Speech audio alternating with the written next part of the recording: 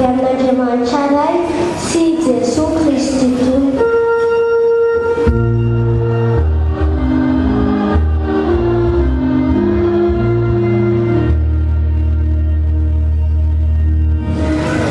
Alahady fahatelo amin'ny Advento sady alahady ny fampiana-tsaikoly alahady manerana ny sary efitra manio. Ny tenin'Andriamanitra voalahatra vakiany araka ny perikio fanekena taloha voateny salamo. Salamo fahavalo vakiana manomboka amin'ny andiny voalohany. Jehova tomponaio, enjeny voninahitry ny anaranao amin'ny tany rehetra. Nataonao eny amin'ny lanitra ny voninahitrao. Avy amin'ny vavany ankizy madinika sy ny nono no nanorenanao hoe ny mpandrafianao mba hampangenanao ny fahavalo sy izay tahamaly ratsy.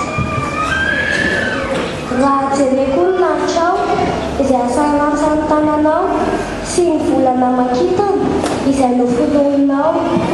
Inona moa ny olona no atsiarovanao azy ary ny zanak'olombelona no hamanginao azy, fa efa natanao ambany kenin'Andriamanitra izy ary efa nosatroanao voninahitra sy fiandrianana. Efa nampanjakanao amin'ny asan'ny tananao izy. Ny zavatra rehetra dia efa nataonao eo ambany tongony. Dia nondramany sy ny omby rehetra ary biby koa mba mivory manidina sy ny hazan-dranan'Andriamasina izay mandeha amin'ny lalàn'Andriamasina. Jehova tomponaio, enjeny voninahitry ny anaranao amin'ny tany rehetra. Hotohizana ao amin'ny fanekena vaovao, taratasy voalohany nosoratan'ny apôstôly Paoly ho an'ny fiangonana tany Korintiana voalohany toko 10 vakiana manomboka amin'ny andiny faha 1:30.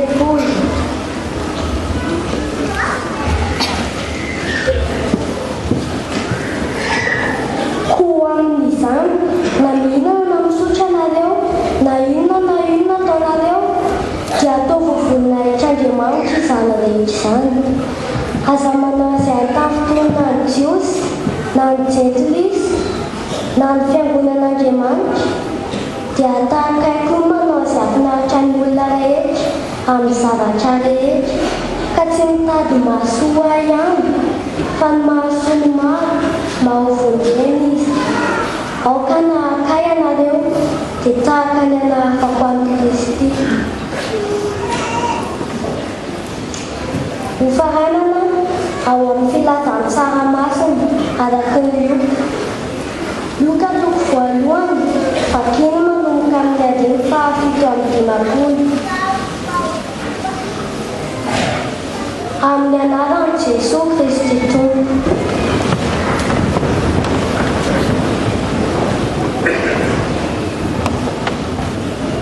Ary tonga ny andro hahaveloman'i Elisabety dia niteraka zazalahy izy. Ary ny niara-monina taminy sy ny havana nandrefy efa nolebazon'ny tompo ny famonjam-pony taminy dia niara-mifaly taminy ireo.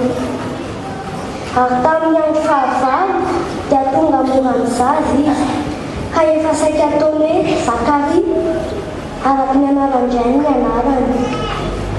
Fa ny reny namarika nanao hoe tsy izany fa atao hoe Jaona izy. Fa hoy izy ireo taminy, tsy misy na dia ilay akory azy amin'ny havanao izay manana izany anaran'izany. Ary nabaiko ny mona tamin'ny rainy izy ireo izay tokony tiana atao anarany. Ary nangataka fafana izy ka nanoratra hoe Jaona no anarany. Dia gaga avokoa izy rehetra. Ary dia misokatra niaraka tamin'izay ny vavany ka afaka niteny ny lelany. Dia niteny izy ka nideran'Andriamanitra.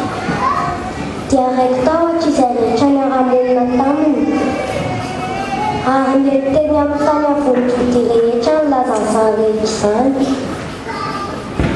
Ary izay rehetra nandre dia nandatsaka izany tampony ka nanao hoe ho zazanao ahoana re io amin'ny tanan'ny tompo no mazy, masina ny tenin'ny tompo.